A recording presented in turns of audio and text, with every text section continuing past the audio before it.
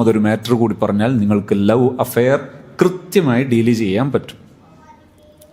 പെട്ടെന്ന് നിർത്തണോ? പറയാതെ നിർത്തണോ?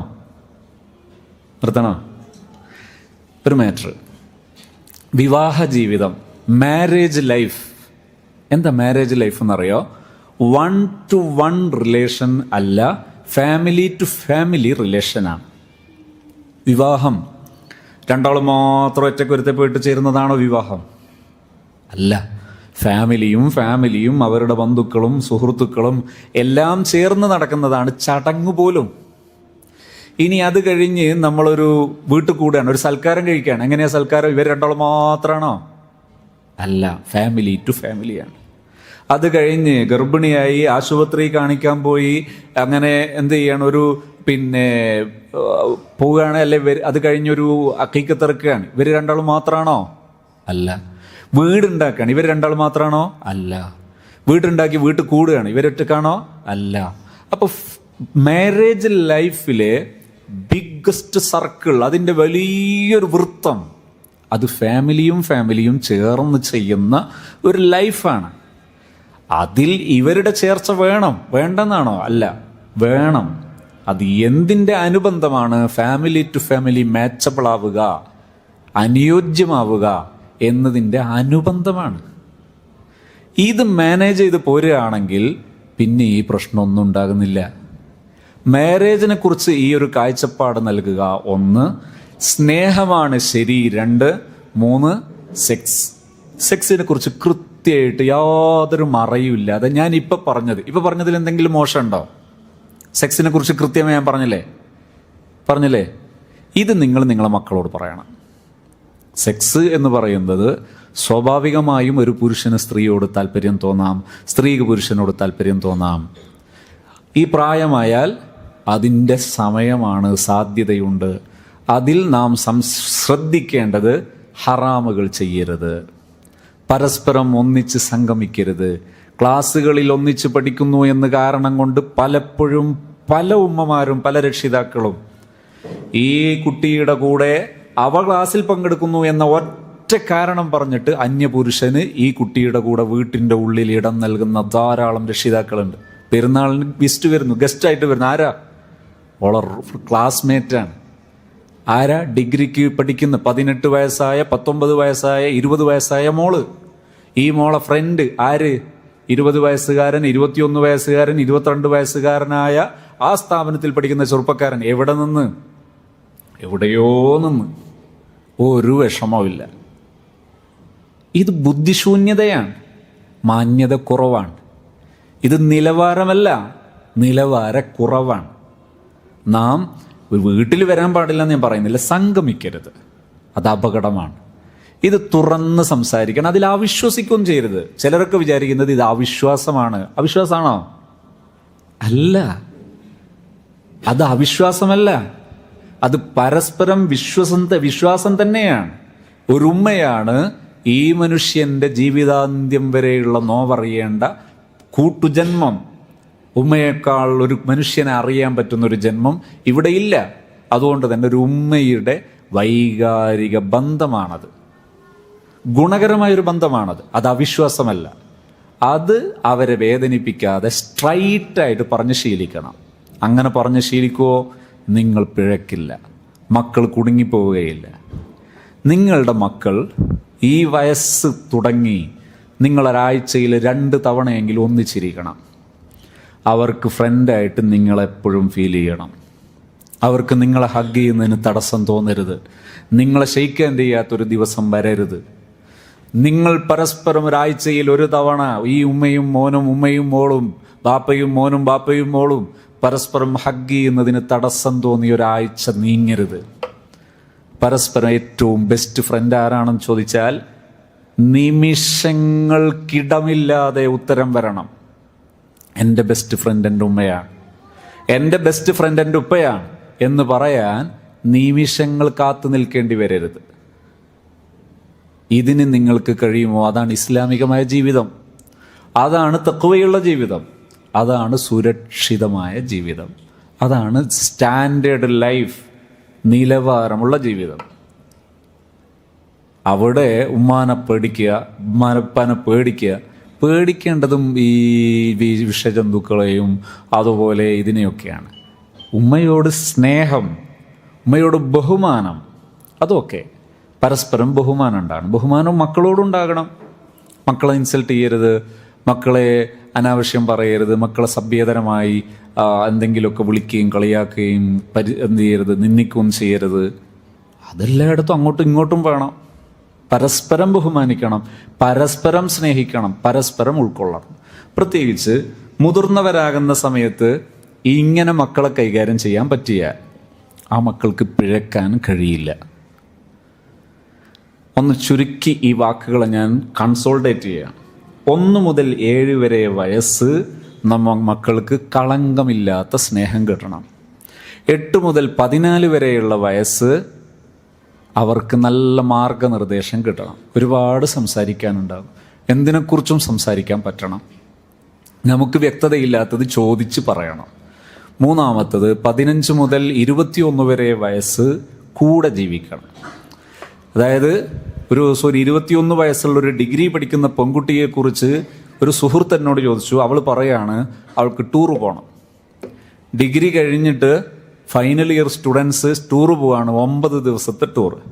കേരളത്തിൽ നിന്ന് കർണാടക കഴിഞ്ഞു, മഹാരാഷ്ട്ര, മധ്യപ്രദേശ്, ഉത്തർപ്രദേശ്, രാജസ്ഥാൻ, ഹരിയാന, ജാർഖണ്ഡ്, അങ്ങനെ പഞ്ചാബ് തുടങ്ങിയ സ്റ്റേറ്റുകളിലൂടെ 9 ദിവസം യാത്ര ചെയ്യണം. ആരൊക്കെ കൂടെ? ഫ്രണ്ട്സ്. ആരാ ഫ്രണ്ട്സ്?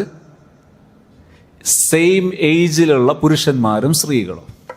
പേരിന് പഠിപ്പിക്കുന്നവരായ ഭയങ്കര ഉത്തരവാദിത്വ ബോധവും ധാർമ്മിക ബോധവുമുള്ള അധ്യാപകരും. ഞാൻ അങ്ങനെ പറയുന്നത് മനസ്സിലാകുന്ന ഞാൻ കരുതുന്നത്. അവരും കൂടെ പോകുന്നു. ഇവരോട് ചോദിക്കുന്നു, ഇത് ഹലാലാണോ, സേഫാണോ? മനസാക്ഷിയുള്ള ഏതെങ്കിലും ഒരു അധ്യാപകന് ഈ യാത്ര സേഫാണെന്ന് പറയാൻ കഴിയുമോ? ആരാൻ്റെ അമ്മക്ക് ഭ്രാന്തായാൽ കാണാൻ അതൊരു രസമാണ്. പക്ഷെ അവനവൻ്റെ അമ്മയാകണം. ഓരോരുത്തരും അനുഭവിക്കുന്ന യാതനകളും പ്രയാസങ്ങളും നഷ്ടങ്ങളും അത് വലുതാ. മനുഷ്യബോധമുള്ളവർക്ക്, മൂല്യബോധമുള്ളവർക്ക്. ഇരിക്കട്ടെ, ഇങ്ങനെ പോകുന്ന ഒരാൾക്ക് എന്താ പ്രയാസം? എന്നാൽ ഫ്രണ്ട്സ്, സ്വന്തം ഉമ്മാൻ്റെ കൂടെ, ഉപ്പാൻ്റെ കൂടെ, സ്വന്തം ഭർത്താവിൻ്റെ കൂടെ പോയിക്കൂടെ? അതൊരു വൈബ് കിട്ടൂല. എന്തുകൊണ്ടാണ് വൈബ് കിട്ടാതെ പോയത്? ഇതില്ലാത്തത് കൊണ്ടാണ്. ഒരു 10-13 വയസ്സാകുമ്പോൾ മക്കളെ കൂടെ ഇരുന്ന് ശീലിക്കണം. മക്കളെ കൂടെ ഒരു മാസത്തിൽ ഒരു തവണയെങ്കിലും ഹറാമില്ലാത്ത ഔട്ടിങ്ങുകൾ നടത്തണം. ഹറാമില്ലാത്ത ഔട്ടിങ്ങുകൾ നടത്തണം. ആഴ്ചയിൽ ഏറ്റവും ചുരുങ്ങിയത് ഒരു ഗാദറിങ് ഫാമിലിയിൽ നടക്കണം. പഴയകാലത്ത് ഇതൊക്കെ ഉണ്ടായിരുന്നു. വെള്ളിയാഴ്ച രാവ് ഗാദറിങ് ആണ്, ഒത്തുതേരലാണ്. വെള്ളിയാഴ്ച രാവ് കളറായിരിക്കും. അന്ന് ആരും തമ്മിൽ ഒരിക്കലും ദേഷ്യപ്പെടൂല. കാരണം വീട്ടിൽ നിന്ന് പറയും ഉമ്മാവാക്ക് പൊരുത്തക്കേടായിരിക്കും, വെള്ളിയാഴ്ച രാവാ. അന്ന് 3 യാസീൻ ഓതാതെ, 300 സ്വലാത്തി അല്ലാതെ, മധുരമുള്ളൊരു പായസം വെക്കാതെ, പലഹാരങ്ങൾ ഉണ്ടാക്കാതെ അന്ന് കഴിഞ്ഞു പോകൂല. ഇന്ന് ഗാദറിങ് ഇല്ല. അതുകൊണ്ട് കല്യാണത്തരാനാൾ ഗ്രൂമാണ്, ബ്രൈഡറാണ്, എല്ലാ ഹറാമും കൂത്താട്ടോ. പല കേസുകളും കൈകാര്യം ചെയ്യുന്ന സമയത്ത് പെൺകുട്ടികൾ ചോദിക്കുന്നത്, എന്തിനാ ഇത്ര പ്രയാസപ്പെട്ട് കെയർ ചെയ്യേണ്ട കാര്യം എന്താ? എന്തിനാ നിങ്ങൾ ഇങ്ങനെ ഇത്ര പ്രയാസപ്പെട്ട് ഈ ഹറാമായ ബന്ധങ്ങൾ വിച്ഛേദിക്കുന്നത്? എന്തുകൊണ്ട് എന്ന ചോദ്യത്തിൻ്റെ ഉത്തരം, വിവാഹത്തിൻ്റെ അന്നും തലേന്നും വരെ ഈ പരപുരുഷ ബന്ധങ്ങൾ ചെയ്തിട്ടാണ് ഞങ്ങൾ നിക്കാഹ് കഴിഞ്ഞത്. പിന്നെ എന്താ പ്രശ്നം? ഇതാ ചോദ്യം. ആരാ ഉത്തരവാദി? ഹലാലായ ഗാദറിങ്ങുകൾ കഴിഞ്ഞ കാലത്തെ മഹാന്മാരെ നമ്മൾ പഠിപ്പിച്ചപ്പോൾ നമ്മൾ അതൊക്കെ ചിലർ മാറ്റി. എന്നിട്ട് ഇങ്ങനെ ഹറാമിലൂടെ പൊയ്ക്കൊണ്ടിരിക്കുക. നാം ഹലാലിലേക്ക് മടങ്ങണം. നിരന്തരം ആഘോഷമായിരിക്കണം. വീട്ടിൽ മക്കളും ഉമ്മയും ചേർന്നാൽ ആഹ്ലാദമായിരിക്കണം. സ്കൂളിൽ നിന്ന് വിട്ടുവരുമ്പോൾ, മദ്രസ വിട്ടുവരുമ്പോൾ മക്കൾ ആഹ്ലാദത്തോടെ സ്വീകരിക്കണം. അങ്ങനെ ശൈലി ഉണ്ടാകണം. കാരണം ഇസ്ലാം പഠിപ്പിച്ചൊരു ശൈലിയാണത്. ഒന്ന് മക്കളെ മുഖത്ത് നോക്കി ഒന്ന് പുഞ്ചിരിക്കാൻ എന്താ ചിലവ്? മക്കളെ മുഖത്ത് നോക്കിയിട്ട് ഒന്ന് പുഞ്ചിരിക്കാൻ, ഒന്ന് സലാം പറയാൻ, ഒന്ന് ഹഗ് ചെയ്യാൻ, ഒന്ന് മുസാഫഹത്ത് ചെയ്യാൻ എന്താ ചിലവുള്ളത്? ഇതിനേക്കാൾ വലിയ ഒന്നുമില്ല ഒരു ഉമ്മ മക്കൾക്ക് കൊടുക്കുന്നത്. നിങ്ങൾ വേറെ ഒന്നും കൊടുത്തിട്ടില്ലെങ്കിലും കുഴപ്പമില്ല. ഈ ഒറ്റ സംഗതി കെയർ ചെയ്യാൻ പറ്റിയാൽ നിങ്ങൾക്ക് ലൈഫിൽ വിജയിക്കാൻ കഴിയും. അള്ളാഹു തൗഫീഖ് നൽകുമാറാകട്ടെ. ഒരു ദിവസം ഒരു യാത്ര കഴിഞ്ഞ് മുത്തുനബി സല്ലല്ലാഹു അലൈഹി വസല്ലം തങ്ങൾ വീട്ടിലേക്ക് വരുമ്പോൾ ബിബി ഫാത്തിമത്ത് സഹ്റ റളിയല്ലാഹു അൻഹ, ബാപ്പ എപ്പോഴും മോളെ വിഷമം കാണുന്ന ബാപ്പയാണ്. വീട്ടിൽ ജോലിക്ക് ആളുണ്ടാകൂല, താമസിക്കാൻ വലിയ ലക്ഷറി വീടില്ല, സൗകര്യങ്ങൾ പലപ്പോഴും ഭക്ഷണങ്ങൾ യഥേഷ്ടമില്ല. അങ്ങനെ കഴിഞ്ഞു പോകുന്ന ബാപ്പാക്ക് ഒരു ദിവസമെങ്കിലും ഒരു സന്തോഷം ഉണ്ടാകട്ടെ ബാപ്പ വരുമ്പോൾ എന്ന് കരുതി ഫാത്തിമ വളരെ പ്രയാസപ്പെട്ട ആഭരണങ്ങൾ സംഭരിച്ചു. ആ സംഭരിച്ച ആഭരണങ്ങൾ നബിതങ്ങൾ കാണാൻ വേണ്ടി വരുന്ന സമയത്തേക്ക് കയ്യിലും കാതിലും ഒക്കെ അണിഞ്ഞു. മുത്തുനബിതങ്ങൾ നബി ഫാത്തിമയെ കണ്ടപ്പോൾ എപ്പോഴും ഏത് യാത്ര പോകുമ്പോഴും അവസാനം ഫാത്തിമാൻ്റെ അടുത്ത് വരും. ഏത് യാത്ര കഴിഞ്ഞ് വന്നാലും ആദ്യം ഫാത്തിമാൻ്റെ അടുത്ത് വരും. പള്ളിയിൽ പോയി വരുമ്പോൾ ഫാത്തിമയുടെ വീട് കുറച്ച് അകലെയായി പ്രയാസമായപ്പോൾ വരുമ്പോൾ കാണണം. അതുകൊണ്ട് വീട് അടുത്തേക്ക് ക്യാഷ് കൊടുത്ത് വാങ്ങിപ്പിച്ചു. എന്നിട്ട് അടുത്ത് വീടാക്കി. എന്തിന്? പള്ളിയിൽ പോയി വരുമ്പോൾ ഫാത്തിമാനെ കാണണം. ഒരു ബാപ്പയുടെ വല്ലാത്തൊരു ഷൗക്കാണത്.